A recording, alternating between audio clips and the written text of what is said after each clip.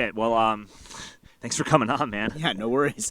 Dude, it's I like, and you came at such a good time. It's really been a wild couple of weeks in the crypto world, and both you and Ricardo are both really seem to be very knowledgeable from a crypto standpoint and from like a computing standpoint that can help put some of this stuff into perspective. There's a lot of like I really feel like this past year has really given a very sharp glimpse into the mindset of human psychology, and this week is really showcasing that. Especially when it comes to crypto, you see it right in front of you. I couldn't agree more. I mean, I think that in the last 2 weeks, there's been so much volatility in the markets. It really has a lot of people questioning like what's actually happening, and then also there's a lot of eyes on like what are the different coins, like why are they valuable, and also how does this tie into all the things that are happening in like traditional finance, traditional banking, as well as just risk assets in general.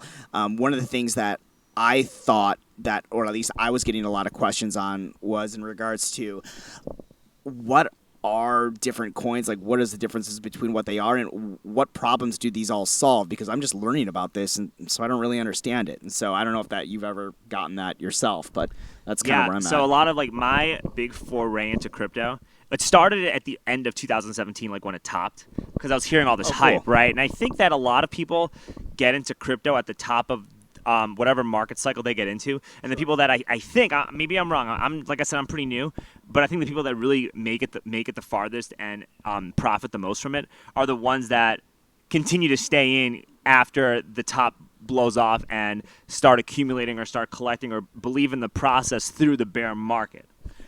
I agree with that, and I guess just to give a little introduction on like where my entry point was in digital assets, all the probably back into 2011, 2012. I didn't really have the courage to kind of go forward with certain decisions at that time, but one of the things that I recognized early on was the problems that Bitcoin solved. And I read the white paper from Satoshi. I found that after 2008, a lot of people lost their houses, and that seemed to, I guess with Bitcoin anyway, and the proof of work consensus mechanism, it was trying to solve payments, settlements, and it eventually became a store of value. And when I saw it being able to solve problems that gold would be able to do on the sort of value side, and also how we would be able to have a decentralized, trustless financial system, which we, in my opinion, don't really have in the traditional finance side. And you can't send that with gold. Like if you send gold to someone, there's a record of you sending somebody gold. It's hard to like create a record of because gold is physical. Someone can physically take your gold. They did that right after the Great Depression. Another thing too about Bitcoin is that people don't understand that every 4 years it gets progressively harder and harder to mine. So you're increasing the value by increasing the scarcity of this product every few years. Yes, it's called the halving. And actually, Ricardo probably knows a little bit more about this. It's quite a process here with some of the consensus mechanisms. Could you talk a little bit about that? Having the whole mining is the way people are kind of generating a lot of their revenue today from the Bitcoin community. But in the future, the whole idea there is that what you're really capturing are the transaction fees. So it's a way to kind of getting adopters at this stage of the game. You're not only getting the fees, but you're also getting whatever is mined. Can you explain that a little more? What do you mean specifically? So say that again and explain it a little bit more for someone who doesn't understand all that. So basically right now, because it's a new technology, it's fairly novel. So they're still trying to get all the coins out into the world. As a way of getting the coins out into the world, the way they're doing that today is through this mining algorithm. So if you go in there and you're helping to validate that the information, the transactions that are going back and forth on Bitcoin are accurate, you're getting rewarded by saying, here are some more Bitcoins. Thank you for helping us secure our blockchain. In addition to that, you also get the fees. So when you have to pay network fees to transact, that's going to the people who are mining as well. But in the future, the idea there is that when there is no more mining, it's been halved to the point that nobody's getting any more rewards from mining. The real payout there is the fees that are being attached to those transactions. So now you, Alex, secured a transaction on the blockchain. You added the next block to the chain.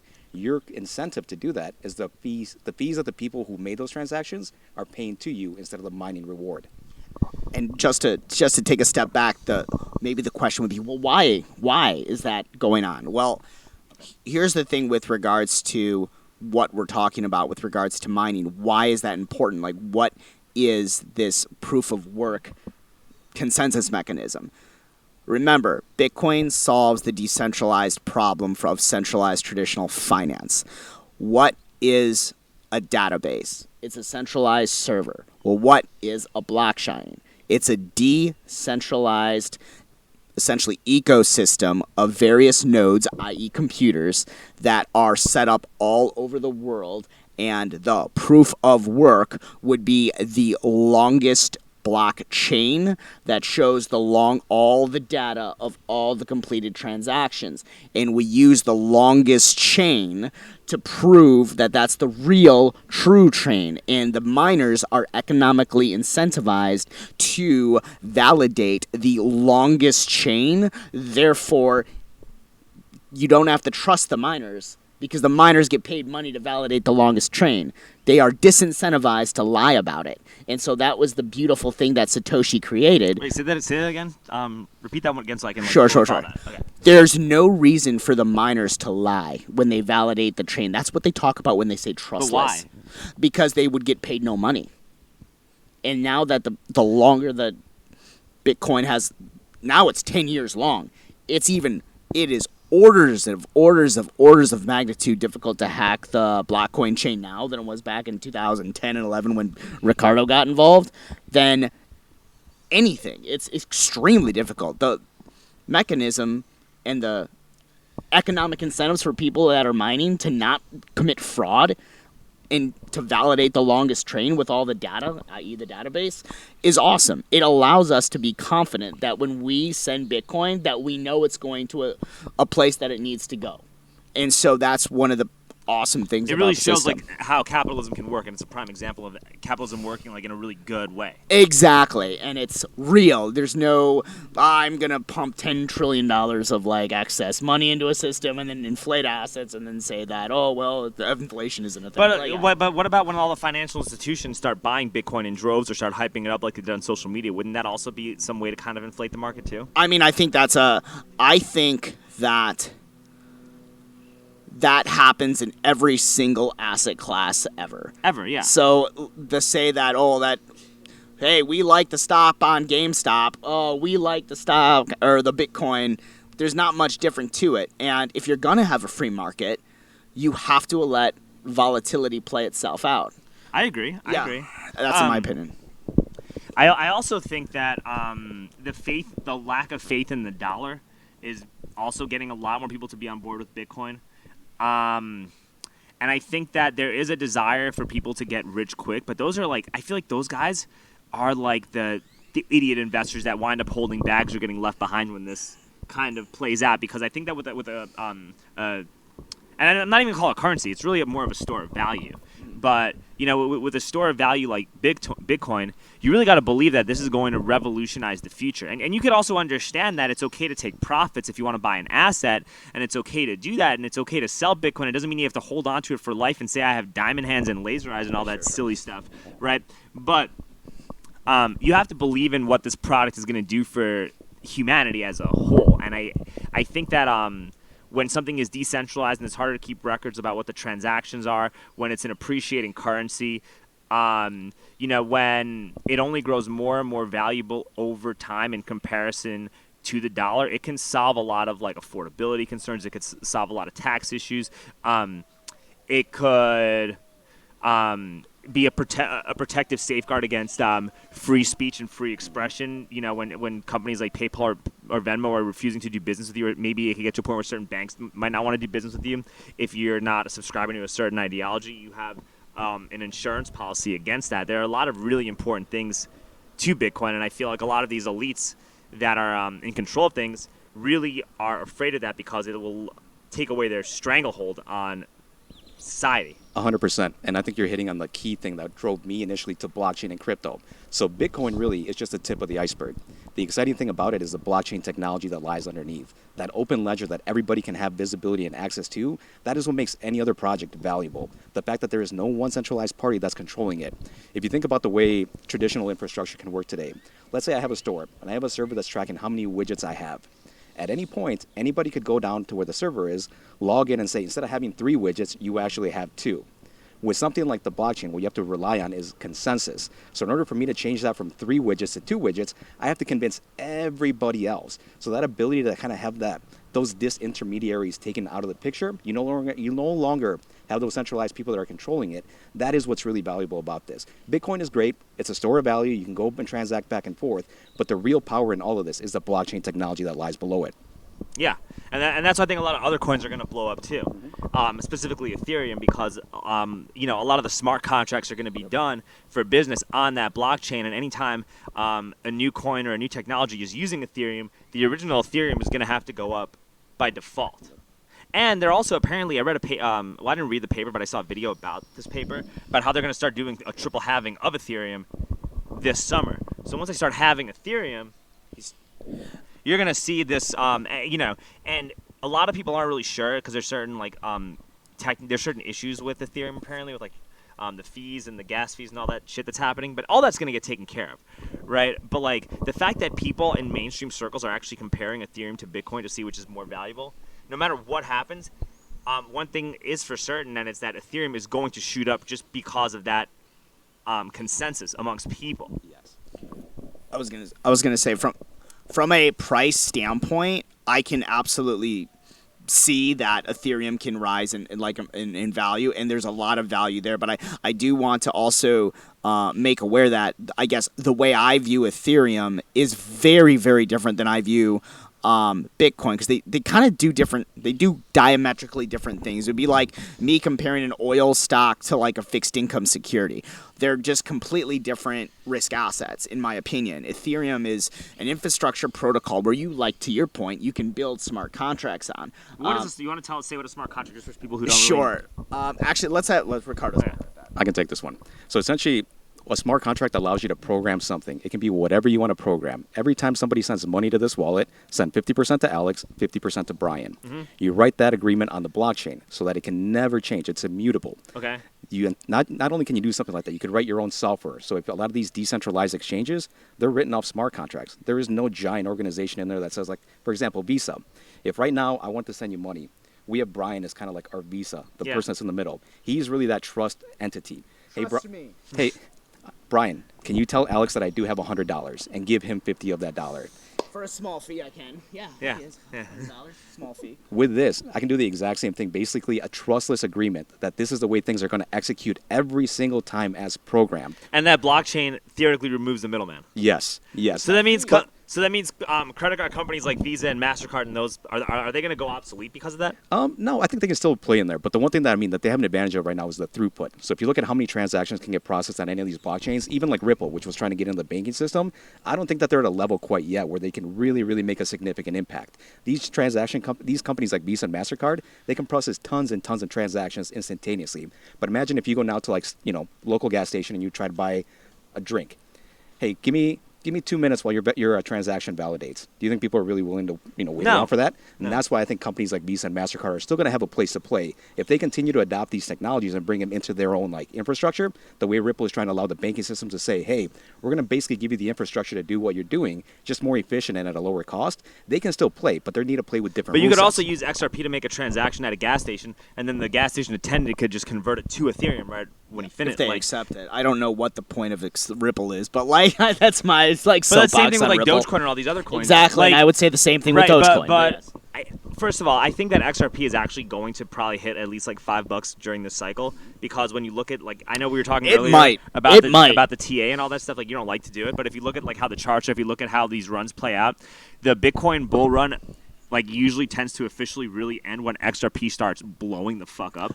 Let me put context on that, and I hear what you're saying. I absolutely think Ripple is going to probably, if there's more explosion in the next few months of BTC and some of the because BTC sets the market pretty much currently at this present time. I think people are really big into Stella and Ripple for this capacity.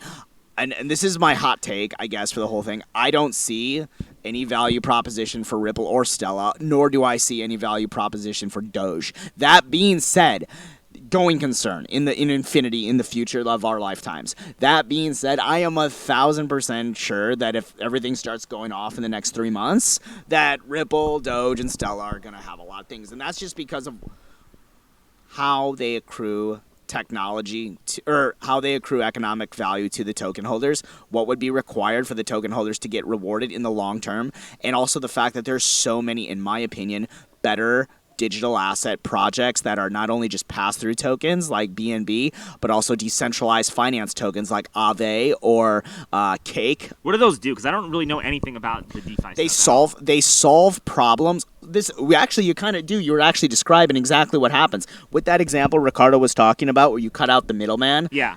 Could be in insurance, could be in brokers, could be in buying houses. Project a little bit, right? It's a layer 1 protocol that has DeFi projects built on top of it in layer 2 protocols, likened to the Uniswap that you may be familiar with. That is a DeFi project that is built on a layer 1 protocol like Ethereum. Okay. And so there's a lot of minutia here, and we'll get to it, but like, you're exactly right. With that example we were just talking about, that would be a decentralized finance project. So one of the things that I really am excited about is that, likened to Ethereum, and let's get back to the original thing you said, there's a fork in Ethereum and they're going to cut that.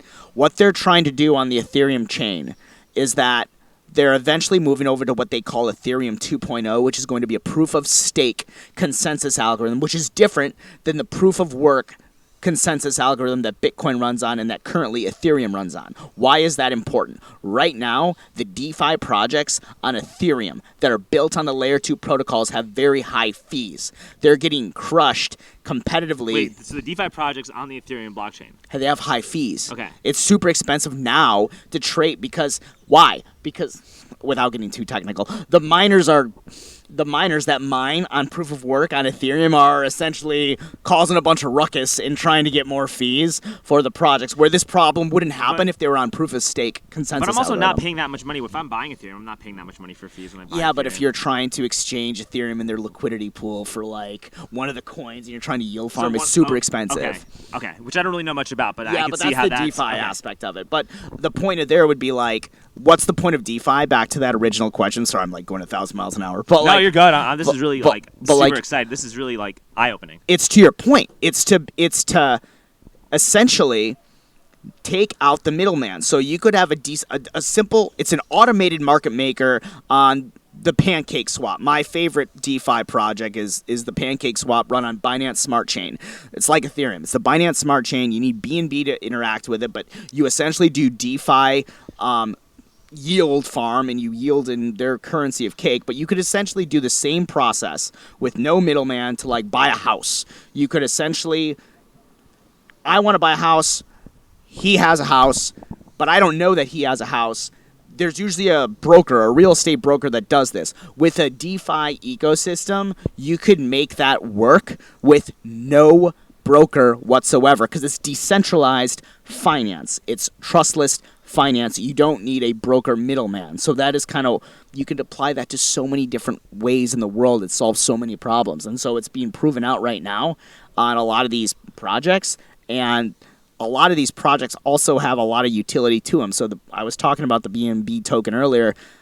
You need the BNB token to actually use the DeFi Pancake Swap. You need the BNB token to get cheaper fees on the Binance chain. They burn, when you're using a proof of stake consensus algorithm, you can't just it's not like a fixed supply. There's inflationary aspects to pay fees. But to make sure it doesn't go to the roof with just inflation, they burn the tokens. They get rid of the tokens. With BNB? Yeah. And that's really good. Yeah, exactly. And it's so what do you think about like Dash or EOS or Zcash and like Bitcoin Cash and those coins? I'll be quick on all these, and then I'll kind of give it to Ricardo to talk more on DeFi, because I think you'd probably like to hear about that. All right. EOS, EOS is management. EOS, yeah.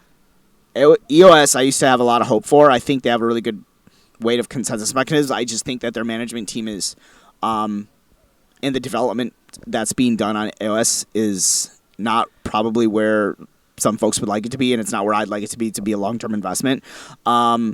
Dash, NEM, I don't know enough about. Bitcoin Cash, they had those fork wars in 2017 were quite a thing, but I think it'll always kind of track with BTC. But I'm not I don't hold any cash, but I think think about. Bitcoin Cash. I have a little bit of Bitcoin Cash, right?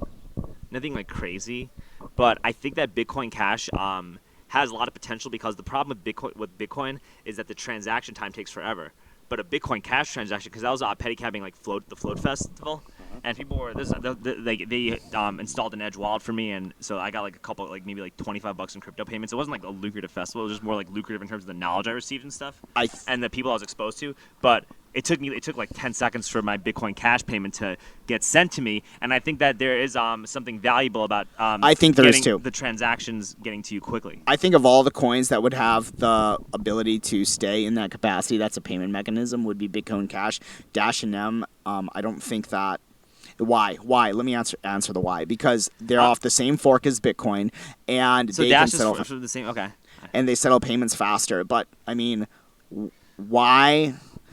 What gives currency power? The value that it holds to people, and the difficulty to make. The difficulty to make. Scarcity. Yes, and scarcity. Yeah. And the mapping of productive goods and services. So the reason why, in my opinion, the U.S. dollar has so much power before it even became the world reserve currency is because the amount of goods and services that were transacted in USD, as well as the scarcity aspect. It was also backed by gold, which made it scarce, but now it's backed by nothing, and all you do is go. So take cash for you're no absolutely reason. right. Yeah. Take it post Bretton Woods. Even then, when it was fiat, when you take a fiat currency's value, it's the goods and services that are generated by that currency. So essentially the GDP of a country, or in the GDP of the goods and services that it transacts in, and the scarcity element of it. Those two functions. I think Dash and Nem, no one's going to be like, I would accept Bitcoin Cash, but I would never accept Dash and Nem for goods and services, in my opinion. Well, I would accept it and convert it to Bitcoin Cash. But then you're just going to have a high-velocity coin, so why would you even have like Dash and Nem in the first place? Well, because I would still rather get Dash than the dollar. That could be a fair point. I'm not at that point yet, but yeah, that's a good thing. I tell people when I give pedicab rides that I accept crypto payments. Nobody has paid me in crypto yet. They laugh at me and think I'm joking. They're like, "I'll pay you in Dogecoin," and I'm like, "All right, whatever, man. I'm planning ahead for the future, and that's okay because whatever you give me in cash, I'm gonna just convert to crypto anyway." And I started getting into it a lot more, not like heavy, but I got into it enough where my life has changed as a result of it. My life can change as a result of it. How did you get into it? Well, so I bought it. I bought like 2 Litecoins when it got to like $300 because I was like, Litecoin was your entry point. Yeah. Okay. Litecoin was my entry. That's good. I saw Litecoin below and I was like, oh, it's $300. I can afford Litecoin. I can't afford Bitcoin. Can't afford Ethereum. So you had the misconception that a lot of people do then, that when you see these prices, it means you have to pay $60,000 for a Bitcoin, not knowing that you can buy just a fraction of it. No, I knew, but I was just like, oh, well, if Litecoin is only $300, then it could go to $2,000, and I'm going to have more of these assets. So I bought 2 Litecoins at like $300, right? And so I was like, well, I guess if Litecoin drops to like 150, I'll buy a little, buy another one, and if it goes to like 100, I'll buy another one. So right now I got like 5 Litecoins, just kind of chilling, which is fine. It's okay. That's awesome. And I think Litecoin could all go. I think it's still going to go up during this cycle. I love that you have it because it reminds me, like, when you walk into a restaurant and it's like, here's our first dollar. I don't even know what fucking Litecoin, dude. I don't even know what fucking Litecoin is, but I just bought it. It's all right. It was one of the first. The people have no idea what they're buying. Yeah, I don't even know. Do you want to tell me what Litecoin is in like a couple sentences? Because I don't know what the fuck that even is. But apparently, it's a mainstream coin, and it sounds like it's like a silver. Or whatever it is to gold. I don't know enough about it to really speak into it, and I'm not going to go down that path, but I just know that the odds are that you got into it because if you were a member of Coinbase, early on, one of the first altcoins that was available besides Ethereum and Bitcoin was Litecoin. And so if you think about the masses, they're not going on these like smaller little exchanges to pick up altcoins. They're picking up the mainstream shit, yeah. Exactly. Yeah. So I get why you got it. But whatever, I bought Litecoin, and the point is, right, I bought like 1 Ethereum for like $500, $600 or something like in February of 2018, and I just kept it. You know what I mean? And then like once COVID hit, my first roommate in college was like works at a fucking huge bank in New York City, and he was just sending me memes. He's like, "What did you do during COVID? Fucking bought Bitcoin like a legend." And I had this other dude that I used to train with that was like really big into XRP actually, and posting a bunch of finance videos, and he was really into it. And I like just started hitting him up because I was starting to get into a Ripple guy. I was starting to get into like stocks and whatnot. So like a year before all this shit hit, I was taking like maybe a couple $100 like every week and just putting it into Robinhood, just to have. And so I was like kind of in that mindset, and I had like this brokerage account with like family that I sold a lot of shit like a while ago, right? So I had a sizable amount of cash in this account, and so I was like, oh, everything's crashing. Hey Kevin, I want to buy this. I want to buy Facebook. I want to buy fucking Microsoft. I want to buy this while it was crashing, and I was buying it like in early March. Oh, in March, early March while it was mid crashing, right? Like probably stocks, beat most right? hedge fund managers with these positions. Yeah, whatever. No, I bought like, but it was like it wasn't that much. But I was buying like Facebook and like Microsoft and like Dell computers and stuff like that, right? But I was like, but then I saw all the shit like really plummet like a motherfucker even when I bought it, and I'm just like, well, I'm just not gonna sell. I'm just gonna hold on to it.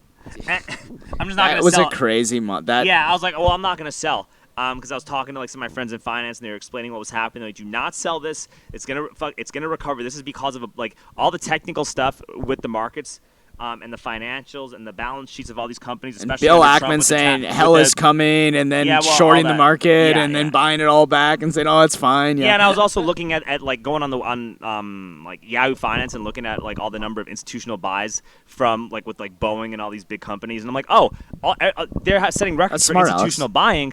Just fucking buy it. Just take what you got and hold on to things and buy things. And then I was like, let me play around with some options here and there because I, was trying to learn and, figure some stuff out, right? And while this is happening, like, I just took like a portion of my unemployment and put it into like Bitcoin, like every 2 weeks, like $500 every 2 weeks, and then like I just took like another couple $100 because I had a TD Ameritrade and I had like some money in a CD, and I'm just like, well. I'm gonna just fuck around and buy this call option on like Facebook or something, or whatever the company is, or MGM or something, and like or DraftKings, and like some I made money and some I lost money, and I think I probably learned a lot during it. I learned a lot, and I probably might be down a little bit on the stock stuff, but I'm learning a ton, and the Bitcoin I bought did really well, and I'm really grateful for it. And then like during the winter, like around like December, around like Christmas, I saw Bitcoin at like 23,000. I was like, holy fuck, this is at an all-time high. Let me take a little bit out. So I took I took what I put into Cash App, right? Like I took the $2,000 that I put in because I was getting some Cash App payments like while I was giving rides, and I was just putting it all into Bitcoin during the summer too. So I took like I took my initial investment out, put that in the bank, and kept the rest of it, the profits, just in there. And then like I took some of my initial investment that I put on Coinbase, put it in the bank a little bit, and then I converted a little bit into Ethereum, left some cash, and just bought like some Ethereum periodically. And so it's like I just kind of diversified my like portfolio a little bit, but it's still not like anything like crazy. But I'm thankfully in a position where I'm doing a lot better now than I was 2 years ago, which you got to be thankful for. And I mean, I think that you learn so much more when you actually put your own skin in the game. And I know that I've learned, and I've certainly lost a lot of money in trying to do new things, especially with digital assets and call options and all these things. But the point is that I've learned so much more via my failures in those markets to really think about what and why I made those mistakes. You probably had a wealth of knowledge through the last 2 years in doing that. And I know that, a lot of the times my biggest regrets were that I didn't take enough risk. And I think that, I don't think that that's a good regret to have. I think it's better to not take enough risk than to take too much risk. Well, let me say, in the context of investing, let's say that, like, risk management, sure, that I agree with you there. But I guess a better way to say it is when my biggest regrets have been, honestly, to the upside. When I've done the most research and the most due diligence on what you'd call, maybe we'll call it a professional level or whatnot, and I didn't put in my positions the right way, I've always regretted it. I've always lost a good amount of money on the upside. Yeah. And I guess what I would say also is that I've also had a lot of, like everyone does when they're first getting into, I'm going to invest in this and this and this, and then you lose certain things here and there, and then, you don't do your due diligence, or because you didn't do your due diligence. But I really liked what you said is you looked at where the institutional buyers were buying in down markets. And I guess what I would say is, just for people that are maybe that are watching this, is that you can absolutely do that same type of thing within digital assets, or at least in on BTC and to get on-chain analytics. There's some really good pieces if you do like to do this type of research on Glassnode, William Clemente, the team at Arca Asset Management, Jeff Dorman, Katie Talati. Like, they have amazing pieces on their blogs that they give out for free, and it really helps investors. Travis Kling, Ikigai Asset Management, they have so much in-depth reports that they provide folks, and you can see what a lot of that these stuff is coins right there in front of you. And then you sent me a whole thing that J.P. Morgan wrote, or Morgan Stanley wrote, about Bitcoin, and it was like an 80-page thing. I didn't read all of it, but I browsed through it, and most of it seems like really, like, they were really optimistic on this. Like, these financial institutions, when they write 80-page reports on a currency, you don't write an 80-page report on a currency if you think it's going to fail. No one's going to write an 80-page report on an asset that they think is going to fail, because they think it's going to fail. They're not going to waste their time learning about it or writing about it. Or if they did learn about it, all they're going to say in 2 sentences is this is going to fail, or we're just not going to talk about it. We're not going to bring it up. Like, especially with a company with something like Bitcoin. If Bitcoin was actually like a bullshit asset, it wouldn't be talked about in the mainstream as a bullshit asset. There's been 10 bull markets. I was going to say there's been 10 or bear markets where you've had over 53% drawdowns in BTC. And what do you hear everyone say? Every time, it's done. It's done. It's a fraud. It's a scam. Drug dealers, everything. It's survived every single test, and it's survived it beautifully, and it always survives it better the next time. And I think that, me personally, this is like a really exciting time, because in the next 5 years, I think that I actually am more optimistic than Kathy Wood. She has her price target at 500,000 in the next 5 years. If we're going to talk price targets, I know everyone likes to talk price targets. I think it can go a lot higher than that. I think it has the capacity and scalability, especially if it gets layer 2 protocols. There could be a time when $1 million? I actually think that that's very possible. I think Ricardo has his own thoughts about that. No, I think it could definitely go up in value. And think about this. With something like blockchain technology, you are the person that's in control of those funds. So if you fuck up, you lose your keys to get the access to those coins are completely removed. So your supply is only going to go down. Your supply can never go up. Once you reach that maximum, it's only going to go down from there. Oh, I think in the long term, you're right. I think that in this bull market cycle, my price prediction is probably about 80,000 for this market cycle. It's going to be about 80.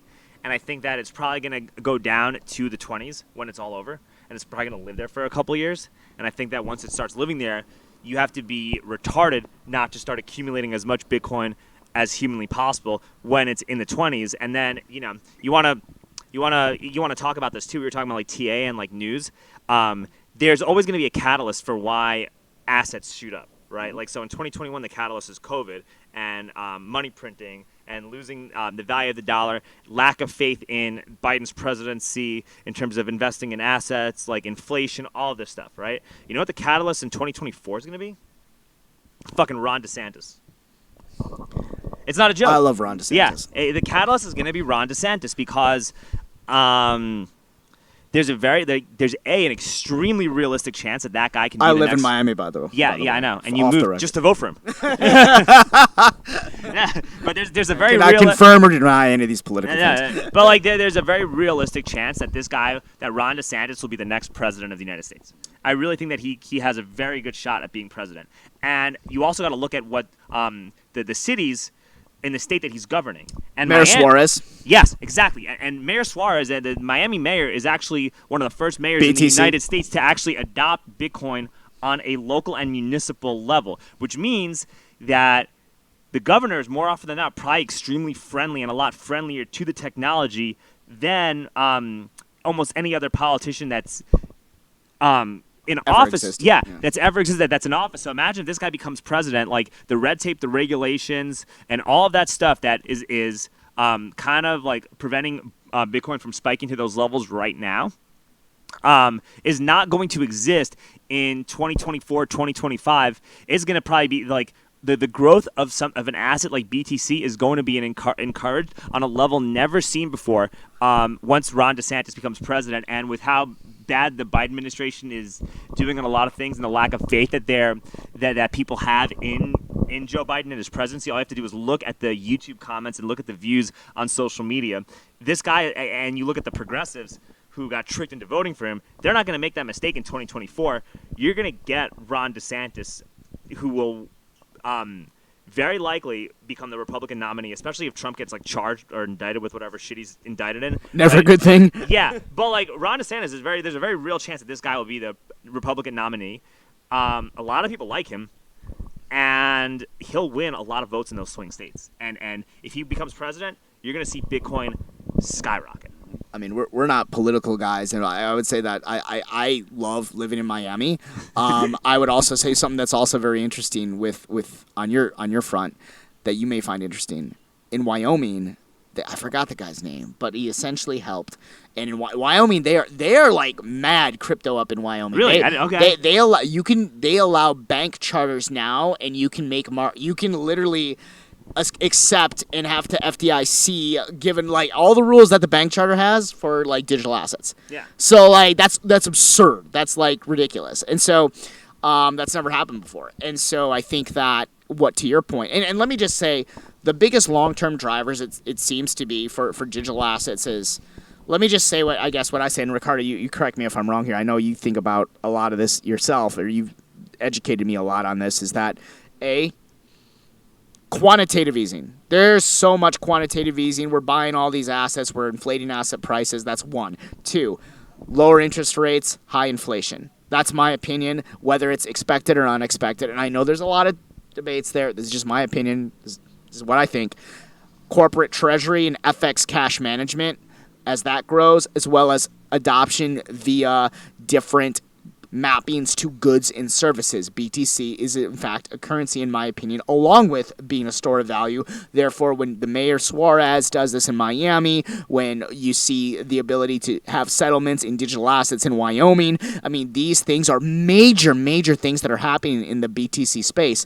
I guess the last thing what I would say is that there's a lot of fake complaints being made by, I think, a lot of large institutions overseas and domestically that are trying to push the price down so they can reaccumulate. One of those that I've been hearing, and I'm going to say it's categorically inaccurate, is this energy debate. That couldn't be, I'd say, further from the truth. Besides the fact that I think that miners and any proof of work consensus mechanism, when we get more renewable energies, this problem is going to take care of itself. Let's address what the problems Bitcoin solves right now, right? Let's ignore the fact that American electricity consumption when we have just wires plugged in is a 1,340x greater than the BTC energy consumption on the network. Let's just ignore that. That's off digital, Digital Galaxy Digital's report they put out a couple weeks ago. Let's look at the problems in the industries that BTC solves. Banking and gold. All right? Because you're going to say that the energy is the problem, right? That's the argument. Oh, there's too much energy. It's going bad. Well, what problems does it solve? Banking industry, where they're super opaque. They don't report the data centers they use. Based off a conservative estimate, they're at 270 kilowatts per year. BTC's at 113 tera kilowatts per year. I think that's how you say it, tera kilowatts, like kilowatt hours. But that's over 2x more than BTC. Gold's at 238 terawatts per year. And again, BTC's at 113. So if it solves two problems, you would actually add them both. So you have gold and traditional banking, 4x more energy consumption than currently BTC is.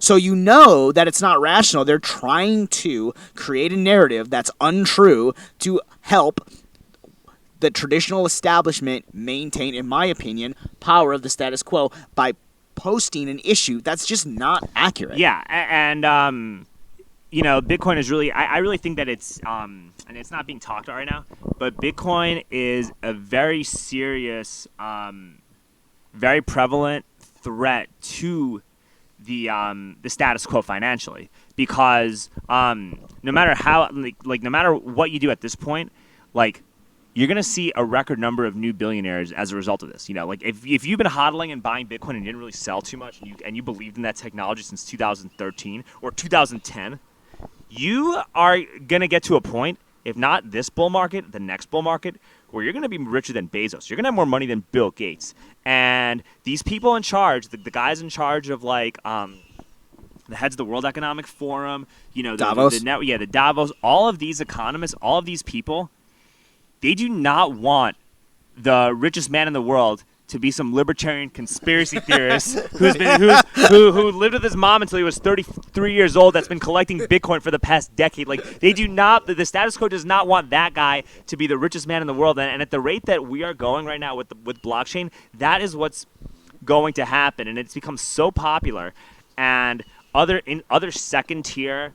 So I have a philosophy of billionaires, right? There's different categories of billionaires, right? And that's why, like, when like the people on the left are like, "Oh, the billionaires are bad," and I'm like, no, that's partially true. Like, you can't really be a good person in most cases and become a billionaire, unless it's through blockchain and acquiring Bitcoin right now. But like, we're going to be two of them, right? But in the past, it's very difficult to become like a billionaire and be like a good human being. So there's validity to that point. But there's also different types of billionaires, and there's different types of human components to psychology that could determine a lot of how society works out, right? So like, if like, let's say hypothetically, right? Because I don't know what like Klaus Schwab's investment or desire to be a part of like Bitcoin and whatnot. Because at the WF they have detailed reports of crypto and how it can be used in the future. So it's like, well, that's honestly, gonna be, I feel like there's going to be a point where they're not going to have a choice. Well, that's what's coming to, right? But I would be 150%, 1,050% certain that like Jacob Rothschild, right, does not want Bitcoin to be adopted, because you lose control over everything. Because you're not going to be the most like, he who controls the money supply controls the country, right? That was a Ben Franklin quote from 300 years ago, or 200 years ago, like a long time ago, right? He likes quotes. Yeah, but what I'm saying though is that if that continues happening, eventually, like, yeah, well, Jacob Rothschild's still going to be a mega billionaire, but you're not going to have your like specter of control over people is going to diminish, because there are going to be other people just like you who can exude that same control over the societal narrative. They don't want that. So there's that billionaire that's going to do everything they can to keep their control and power over things. And then there's going to be a group of billionaires that are a little bit below them that want to be where Jacob Rothschild is. And the way that they're going to get to where Jacob Rothschild is they're like, well, Bitcoin is going to be my way to like improve my status, improve where I'm at, improve my net worth, improve the position of power and influence I hold. So guess what? I'm going to pump up Bitcoin. And I also have billions of dollars, and I have resources, and I have a big say in terms of like the social media narrative and what people are talking about and whatnot. Jake Paul. Yeah, or like Jack Dorsey. Like Jack Dorsey's a piece of shit human being, right? Who censors people who don't agree with him. But Jack Dorsey is also not nearly as rich as Mark Zuckerberg, and he wants to be as rich as Zuckerberg, and Bitcoin's his shot. So Jack Dorsey's going to pump up Bitcoin, and because people like Dorsey, and because even someone like Elon Musk, right? Or Michael Saylor, prime example, right? Or Max Kaiser, all these people, because they're pumping this thing up, because they're not pumping it up for the good of humanity. I don't think. Maybe Kaiser is, but like personal gains. Most of them are doing it for personal gain. Their greed is going to allow and enable something like Bitcoin to continue to stay relevant and flourish. And the more these people get greedy, the more they manipulate the market, the more the banks have no choice but to say, well, shit, we got to buy some Bitcoin too. Let's create some FUD. Let's lower the price. Let's get in at an earlier price so we can at least still pretend like we're going to cling on to this dying tradition that we have. So I think that this is a big threat. Like, people don't understand like how this is such a threat to the status quo in a really good way. No, I 100% agree. Like, to me, when you were kind of speaking through that, I mean, I thought of an example that I read when I first was kind of getting into this, and it's this idea that if you go back far enough in time, what were kings basically doing? They were going out, digging up gold, minting their own coins, paying their soldiers in those coins, saying, go take these coins and go spend them in the local town and charge them a tax where they're going to pay you back in this own coin. A new coin comes in from the outside. That's a threat to you. So it's the exact same thing that's been going on forever and ever. If you want control of it, you have to control that money supply, like you're saying. Yeah. And all the fear, they're still trying to figure out how they can control it, but it's almost impossible. I don't know that they're going to be able to do that. Well, they might not be able to. I guess going back to a little bit about when we were talking about, like, one of the things that I love about America is that I think that we always have the opportunities to solve different problems. And I can't speak to Jack and or Mr. Dorsey, and I can't speak to some of these entrepreneurs because I don't know what they're seeing, and I don't know who's controlling. But also, hey, just to add to this, like, Mark Zuckerberg doesn't want Tyler and Cameron Winklevoss to have more money and power than him. And so, you think about, like, Zuckerberg really doesn't want Bitcoin to do well at all. He does not in any capacity. He wants that shit to go down. I'm not a big – this is one person I would say that I would like to have thought that he would have had made different decisions than he's been making is this Mark Zuckerberg. Yeah. That being some of these other guys that – I don't know, but I guess back to the point is, you're right, because everyone wants to be on top type of thing. And I also think that one of the greatest things about what's going on right now in digital assets, why we're really excited about it, and why I think that it's awesome to be in America is that there are so many problems we can solve through the DeFi space and through being able to, essentially, like you said, create our own digital asset that can actually not only just, we can use it for payments in our environment that we create for people, but we can also make a utility where it's actually beneficial for me to actually use this digital asset so you can get benefits while this is it. happening too, you got to understand, and this is why I think XRP couldn't probably do really well. And I have a little bit. I actually was an idiot and sold it with the SEC lawsuit. I fucking sold that shit when I heard the news, but I bought it. I bought ETH with it. Whatever, it's cool. Like So it's fine. I'd take all ETH. I think he made the right decision. But or I took some in the bank and whatever. But like I put a decent amount in ETH. But anyway, point that I'm saying though is that good decision. These global elites, they want XRP to go really high, because it has no scarcity. It has no real value. It's really cheap to accumulate, and it facilitates banking transitions between central banks really quickly. And the privacy on using XRP is a little bit more questionable. And these people want a digital dollar, but they want a digital dollar that they can control. And I think that these elites are going to think that Ripple or XRP is going to be the catalyst for controlling. You're bringing up a really good point. Digital dollar. I think, that's one of the reasons I don't like XRP. But the other thing is, like, I think that what the Fed's going to do is the same thing that China's going to do. And this is why it's very dangerous. There's a piece I took in by Axios. I think his name was Mr. Felix something. I forgot his last name. But he was talking about, if the U.S. has its own central banking digital asset, that therefore, BTC is just going to be a relic of the past. I don't think he understands how this technology works. The danger of any central banking digital currency is extremely high for privacy. And also, let's think about from a national security standpoint. If I'm China and I have a stable coin, which is essentially what a central banking digital currency is, what can I do if I don't get my way and with trade negotiations and you're accepting my digital renminbi? What's going to happen? When you go and use my renminbi, or when I pay your supply chain in renminbi, I'm just going to shut off their renminbi. Because I know exactly where and what nodes I paid that specific entity, I can immediately shut them off. I can turn it off because it's an electronic digital payment that I control from a centralized fashion and that I leverage to accept payments. And so if we start accepting payments in that, there's also, Mr. Security, I know you're on that, like there's a way where you can put in hardware on my accepted digital asset that can now get into my hardware that can potentially create a vulnerability. It is so risky to have a central banking digital currency or a...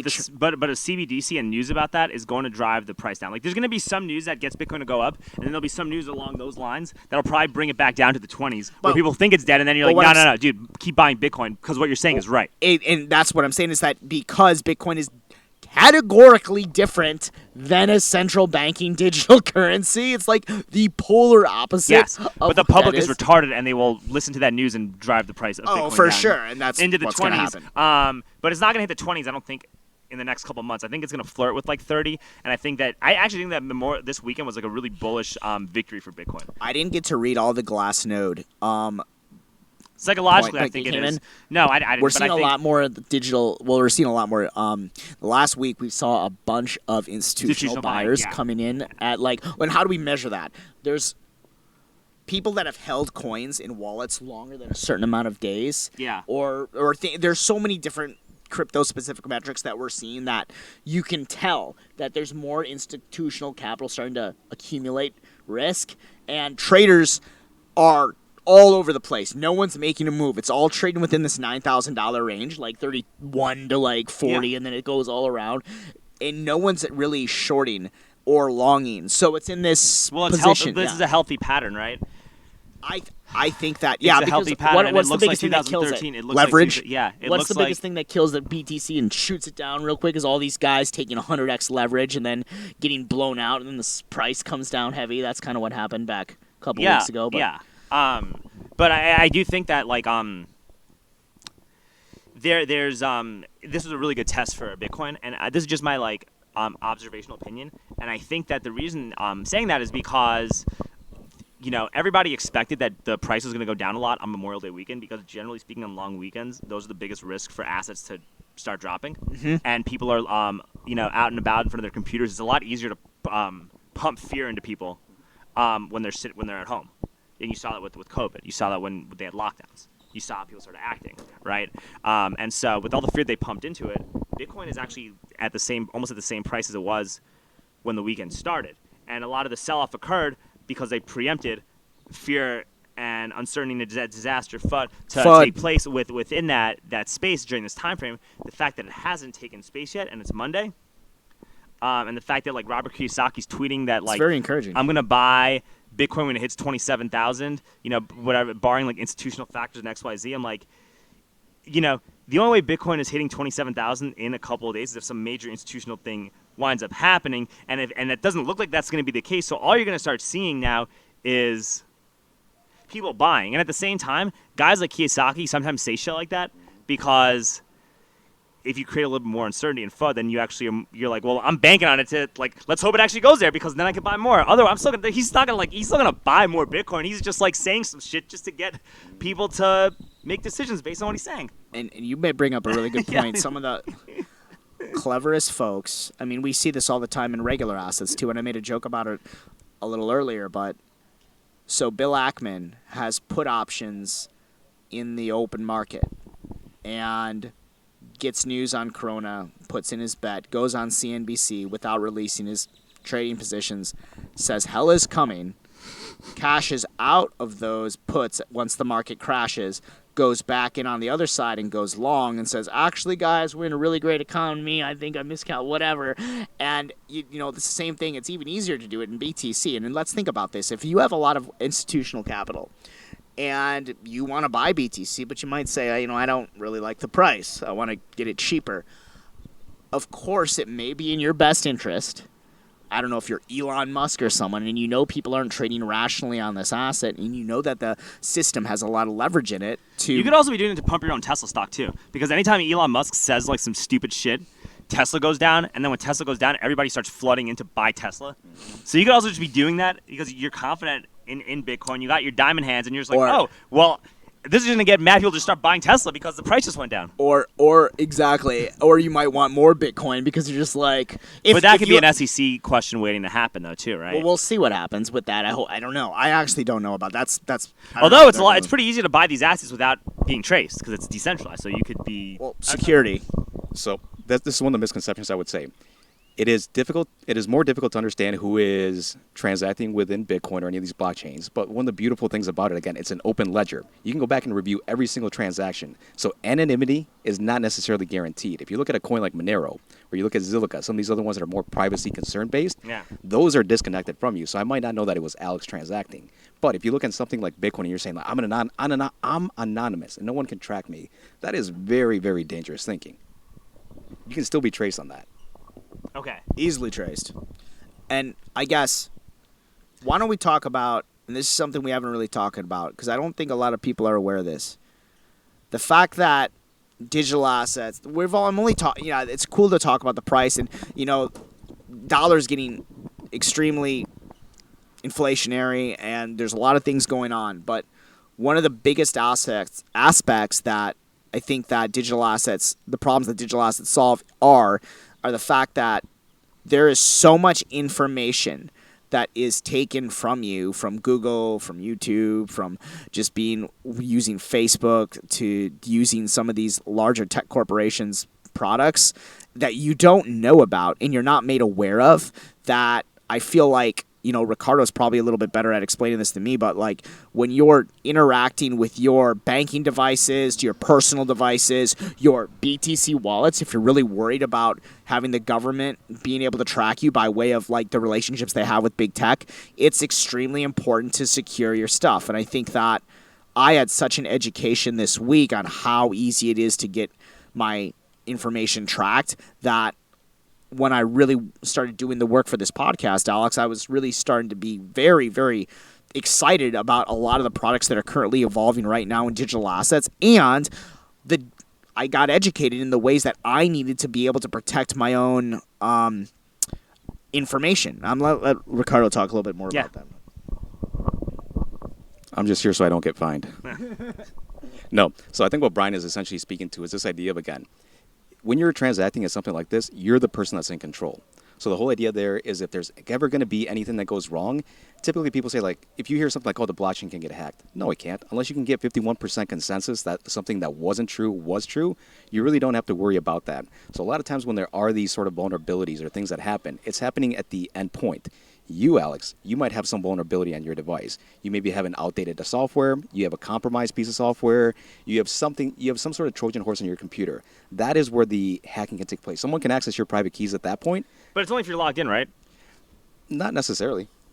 What do you mean if you're only logged in? Like if you're logged into the app, like, or Coinbase if you ever logged in, I mean, sometimes it can even leave a trace behind. So depending on what that trace looks like, different applications, different software, different programs have a different sort of like. I had an API key and I got rid of it because I was trying to do it for taxes, and I just got rid of the API key. But what are you doing with the API key? Usually you're just kind of moving data back and forth with something like that. Put it into a coin tracker so I can get a record of my taxes and stuff. I gotcha.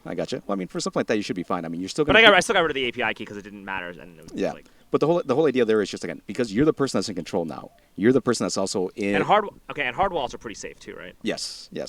You can use hardware wallets. You can use paper wallets. I've been MetaMask. sending incremental amounts of Bitcoin to myself because I want to like buy a house eventually, and I'm kind of just sending incremental amounts just to have like to evenly divide my assets, and also just to like whatchamacallit, like eventually like my goal is I want a house, right? And this is the goal for this bull market is have enough money to make a down payment on a house. Right. And I think that liquidating Bitcoin, not now, but when it gets back up, is going to be what I'm going to try to do and what my goal is. And I want to have that cash there so that when it hits like 70 or 80, I put my stop loss in, it goes away at 70.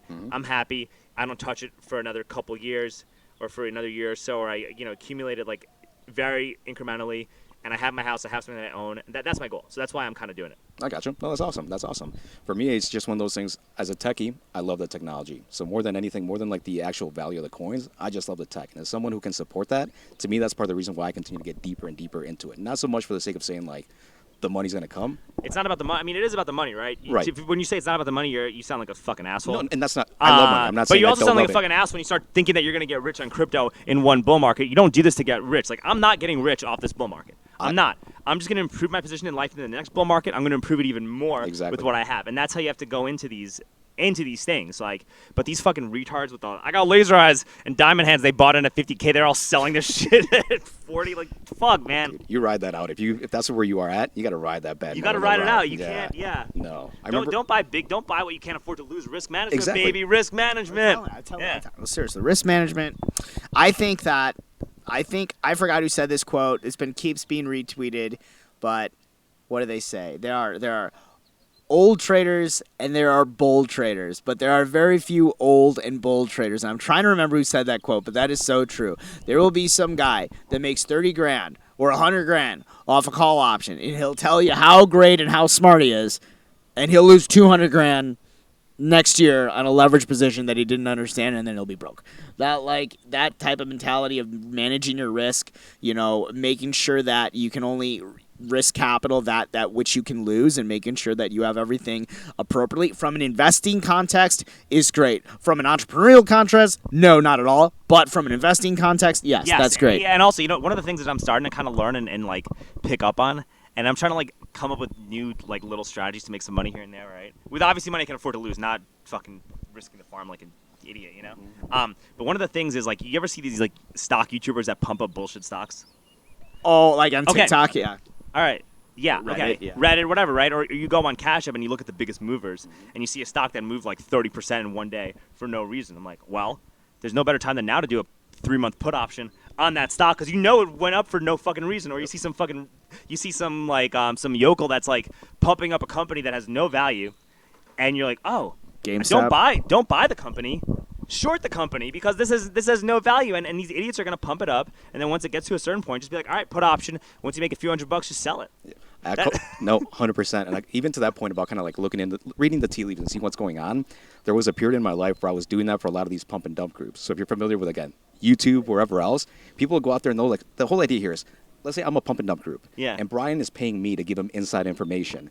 The reality is I'm going to go acquire whatever coin I'm going to pump way in advance of me telling Bryan. Yes. So I'm building up my own personal worth there. And then I'm going to say, hey, Bryan, let's go sell this shit to Alex, and I bet you he's going to pay you a premium for it. I really don't care what he sells it to you at. He's my exit strategy. And so if you go in there and you do any sort of like forensics on any of these coins, especially these like shit coins, any of these like shill coins that are just like pennies on the dollar, you can see all of a sudden, like Shiba and all those, yeah, you'll see a wallet that just jumps up in value. Like it went from nothing to all of a sudden build it up, and you watch it slowly kind of trickle out. If you do some of that, you can slowly start to figure out, all right, something's about to happen here. And so by doing a lot of that early on, I was able to kind of figure out like some of these pump and dump groups before they got to the Bryan level. So depending on, again, this is a beautiful thing about like this open ledger. You have visibility into everything. So depending on how much time and your ability to kind of read those tea leaves, you can really get into some crazy shit and make some really, really nice money off of other people's shills. Yeah, that's true. I think I'm more comfortable doing that. I'm more comfortable doing that with stocks than I am with like crypto, because I'm not that technologically like smart. But you could do that with stocks, and you could probably do it more with stocks, I think, than with crypto right now, because it's easier to do with crypto. It's way easier to do with crypto. Okay. Oh, 1,000%. If you know how to do the tech end, you can't. But I also don't know how to like short or do puts and stuff on crypto. Where are you getting the information from regular stocks? So I started looking at this guy like Mcash, right, who pumps up these like crazy, these fucking garbage companies, right?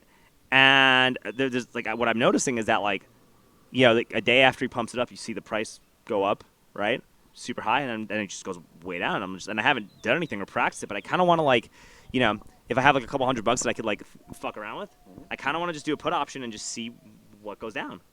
And like, there was another company called Teradata that went up like a ton of money because of earnings, and they always go up during earnings. And I'm just like, well, I did a put, and then I had like a risk thing where I was like, well, if I lose $100, I'm just gonna like automatically like cash it out, and just, I guess it dropped before it went back. But if I just like let it hold there, I would have probably made like $800 on it. And I'm just like, damn, okay, this is like actually a really good, like this little endeavor that I'm making might actually be pretty profitable. Some people are really good at doing it like that in their traditional equities. Like I feel like the people that are doing that, if you find success in it, you know, like any successful strategy, if you can do it and you can do it successfully and you have a process and it makes sense, try it. And if there's an error, fix it. Be honest with yourself, find out what the error was, and see if you can improve upon your strategy. I think that the digital asset, like if I had enough time, and you know, I'd probably have to talk to Ricardo about, hey, how do I look at this chain and make sure that I'm seeing what I think I'm seeing? I think that's a really good hedge strategy to employ, and the reason I like that is because there's so much more transparent data you can get on. If we're gonna talk about speculation, there's a lot of trading where there's so much more transparent data you can get on these open source chains, and the risk that I have in traditional assets. Hey, let's say I have a crap company and I'm trying to short it, but then the next day there's M&A on that company and someone comes and buys that company and I'm short the thing, and then I get blown out of the water because someone bought it. Well, shorting is dumb, but a put, you just put or a put option, yeah, but then I lost all my put. Like, by the way, he's absolutely right. You don't ever just short. It's always better to use put options. But like that would just, I lose all my money. There's so many, I feel like, more ways in like volatility that should happen that doesn't happen rationally in equity markets because of so much QE that I don't like that, and I like opportunities a lot more in digital assets for short term, if that's your guys' thing. Time horizons. Yeah, I think fintech and all that stuff is probably going to be big in the future. DeFi. Like, well, yeah, but they're going to use the fintech's going to try to get in on that too. Right. I think they'll try. But they're still going to make money. Like, you still make some money. You won't make as much. But, like, investing in fintech companies will still be profitable. It won't be as profitable as in, like, DeFi and all those assets, but it'll still be not a horrible thing to have. And I think part of that profitability is going to come by just adopting the blockchain technology. In my opinion, it's going to get to the point where it's like something like encryption. It needs to be table stakes. You don't hear companies going out there saying like, oh, we're marketing ourselves off encryption. At some point, that blockchain tech just becomes embedded in there. What it's really doing is helping you become more operationally efficient. So now your cost to do business is significantly reduced. So that's where a lot of these companies are still going to be able to create a lot of value, even if they do things a little bit different than they are today, just because they're more efficient in what they're doing. What do you think about this whole NFT craze? I love it. You love it? Okay. I love it. Do you think it's gonna like keep going, or do you think it's gonna have like a period where it kind of like goes down a bit because it like people think it's super hyped up because like a lot of institutions and whatnot didn't fully get in. So you think it's gonna consolidate and then go back up, or what do you think is gonna happen with that? I really don't know enough about it to really kind of speak intelligent on that level, but I just don't see it going anywhere, to be completely honest. The fact that it's starting out there, the fact that now you're being able to kind of like essentially add that certificate of authenticity to digital goods. How do you do that? The same way that you write it to the blockchain. If I take a picture, I can basically capture that picture, the details of it, write it to the blockchain, and then write a certificate off of it. So now when I sell you a certificate to that picture, you know that it's the true certificate to that picture versus some bullshit one that someone just spun up out of anywhere. Cool. Non-fungible token cannot be altered. I think it's if you're looking at it, Alex, if you're looking at it from a valuation standpoint, I think you might want to look at it like fine art. I just think it's because it's a cool thing. Like, I think it's cool. You maybe make some. Hell, you can make an NFT about this Pedicab episode. But, like... Yeah. Yeah. That actually might not be a bad idea. You might want to show me how to do that. That's actually... Yeah, Ricardo probably be able to do that. And I also feel like, to Ricardo's point I wanted to say with regards to, like, hey, just regular infrastructure, I think there's going to be something that's going to happen. And there's going to be companies that are going to be using blockchain, like, that have automated market makers where they'll just be buying or selling houses or buying or selling like intellectual property or whatnot. But also, is that going to be within an LLC where there's like cash flows and the cash flow is like actually how we value that company? Or is it going to be because are we going to value it based on the network size that the company created based off a digital asset that the company decided to make part of the ecosystem such that that would be a more efficient way to value that company? I think there's going to be so many different ways of valuation that are happening simply because of like the different, currently DeFi applications that encompass so many aspects right now of our traditional economies that I think that it's going to be really interesting to see how this all plays out. And I don't know if you were excited about that or working on anything that has any of those aspects, but I know that you really are thinking about a lot of these things right now in this context. Again, to me as a techie, I love the tech way more than anything on the financial level. And to see the doors that it's opening up, regardless of, again, like I think Bryan mentioned insurance earlier, finance, music even. Think about like copyrights of IP. When the blockchain can really get to the point that you're being able to attach it not just to real world assets, like here's a title to your car, here's the NFTs that we were talking about, that's when that true adoption is going to come in there. So right now we're just getting off the ground in terms of the projects that are being presented to us, but this is just the tip of the iceberg. If you give it a few more years, I would be shocked if the landscape is like it is today. You're going to get something completely different that we don't even know I think the time yet. to learn how to invest in NFTs and do it is probably now. Yeah. And I think it's going to be even simpler because if you think about like our generation, we got into tech maybe a little bit later than a lot of kids now. Now you look at these kids with their iPads, they're basically getting the same sort of thing that we were getting like just a handful of years. We're all starting from the exact same square, but they're growing up with that already as part of just like their standard language. So the fact that they're going to be able to adopt it at an earlier age is going to give this huge, huge growth going forward, and that's part of the reason why I don't see it dying or going anywhere. They need to really, and I think we've probably been on this for like about an hour or so. So I think like, I think before we wrap up, like, I think there's a couple more things I want to bring up. And, like, one of the things that we need to do is we need to start actually teaching our kids about this stuff and about what's happening with the financial system. Because a lot of kids, there's a lot of really, what I, like, especially from COVID, there's a lot of really stupid people. You go on Twitter and you see how people talk about Bitcoin right now. Mm-hmm. I feel sad for them. Like, and like, the FUD and stuff, it's more annoying than anything. Because I'm not afraid. I'm just like, man, I'm annoyed. This is what I got to listen. I got to listen to these fucking idiots talk for X amount of dollars for X amount of time. And now, like, my plans are sort of on hold for the next few months. Mm-hmm. Okay, whatever. But at least I know, like, hey, my plans are on hold for a few months. You know, but the fact that, you know, people are really, like, making big decisions based on news or based on what everyone's saying on Twitter and all that stuff and just regurgitating these comments and then, like, blaming billionaires and, like, doing all this stuff or like wanting communism or whatever it is. I'm just like, dude, this is really scary. And this is only going to make the wealth issue and all these things that they talk about a lot worse. So we got to really prioritize how, like, teaching like kids about like how to read a chart, what a fib retracement is, like what the purpose of a blockchain technology does, like what is like how our monetary system works. Why is it so important to have hard assets?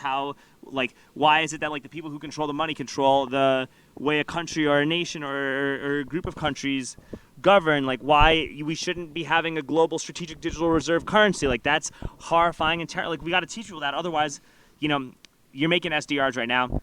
I think that a lot of people have woken up with this COVID stuff that I don't think it's really going to be all that big of a deal, right? A lot of the stuff I was scared about in 2020, I'm actually a lot less scared of all this globalist stuff now because of where I see us being headed. Mm-hmm. If that makes sense?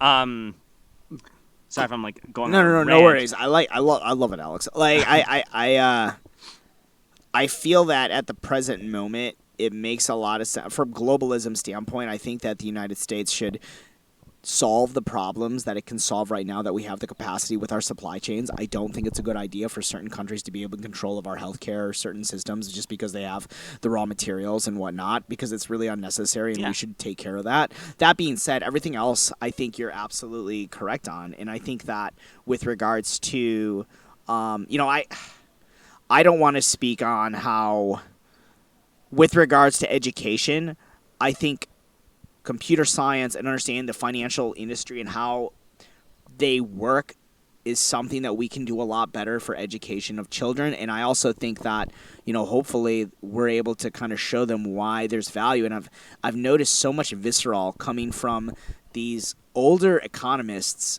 that have a big problem with BTC, or people that are in the traditional financial banking system that have come from wealthy pedigrees. And I'm not trying to say anything like, talk shit about it or anything like that. But you also want to know another reason why, and it's because everyone in that community hates them. I feel like sometimes I try to be a polished guy here. But that's really what it boils down to. It's like the Bitcoin community hates Bill Gates. Talks about how Bitcoin is really bad and stuff, right? The Bitcoin community hates Bill Gates. They hate Warren Buffett. If you started creating a whole ton of new billionaires as a result of Bitcoin, Bill Gates not only can become irrelevant, but his status and his legacy will be completely not only tarnished, but there's risk of like all types of reprisals that could happen to him because of everything. Like it's in Bill Gates' preservational interest to shit on Bitcoin. that might be. No. I just had a question kind of going back to what you were talking about, Alex. I definitely agree with you in terms of the education, passing it forward so people are well versed.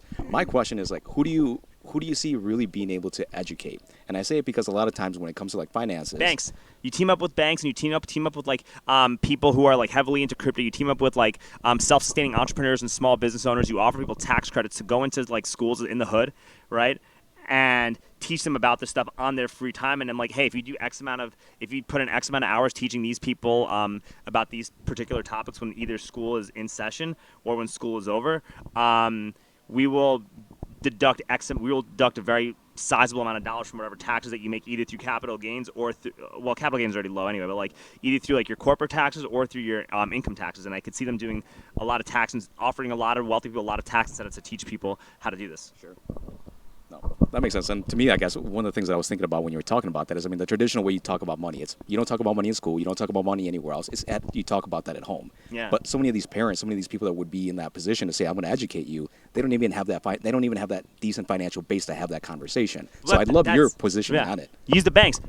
Use people who work on Wall Street. There's a lot of people I know who have these like high-powered finance jobs that actually would be down. Not like maybe the CEOs or the guys on top, but the guys like now. 2 notches below that are pulling in like $500K a year. They would love that shit. If I'm hitting up those people and I'm like, yo man, I'm starting this program, you want to do this?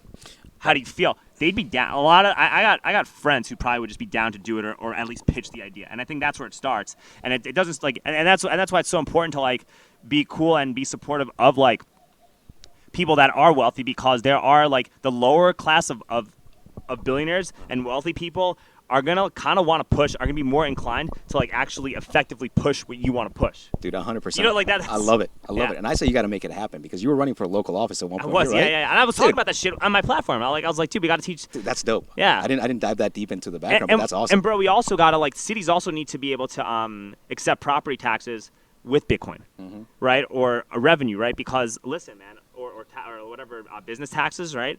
Because right now, Austin, I don't think that's going to be an issue pretty soon. Once they see like how the valuable that's going to be, I'm pretty sure they're going to be like, actually, we would prefer Bitcoin for. Yeah, and not only that, but you can offer like 20%, like the 20% Homestead Act, exemption. Adler wanted a campaign on that in 2014. It hasn't really done that. Now they're starting to kind of do that. But like you could implement a 30% homestead exemption and say, hey, we want you to pay in BTC. If you pay in BTC, we will take 30% off your property taxes, and we will spend some of our money to instead of hiring all these diversity and equity officers and all this silly garbage, right? You give that money to like somebody in CoinMarketCap, right, or somebody who works for Coinbase to manage the city's crypto budget. Or Black Sheep. Yeah, or whatever, anybody. Like you give that to somebody to help manage the crypto budget, and you use the crypto surpluses to actually create a lot of these equity programs that are going to happen through the passive income that you generate from accepting crypto. Dude, beautiful. I hadn't thought about this, but I said you got to make it happen. I think if I ever run for anything, that's going to be my sales pitch. I'm like, we need to start accepting Bitcoin. That's going to get us out of our affordability crisis in a lot of ways, because if you can pay 30% less on property taxes, guess what? You can charge 20% less rent, and you tell your renters, hey, pay me in Bitcoin and pay me in BTC. I want to see the transaction because it takes a while, right? And in order for you to even send the transaction, you have to send the transaction. You have to go to the office, like the blockchain office in the city, and you have to be online. You have to send the transaction. They have to see you do it, and you have to wait online and do it. But this way they see it. They write you some kind of paper receipt that you did it, and then you're they wouldn't even need to see it if it's your own address, because it's your own unique identifier. Sometimes somebody might do it wrong, or somebody might lose their money, and this way you have somebody there to make sure that you're doing it correctly, and it just keeps everybody like honest. And dude, this could revolutionize a lot of our affordability problems if we start accepting. It's a good problem you can kind of start working on, don't you think? That'd be pretty fun. I think that's something that we should really start doing when maybe next year, 2020, when 2022 starts and Bitcoin starts to really stabilize. Once it hits the 20s, that's when they got to start doing it. I think that I guess we'll do intros at the end, but like that's what I do. Yeah. Okay, good.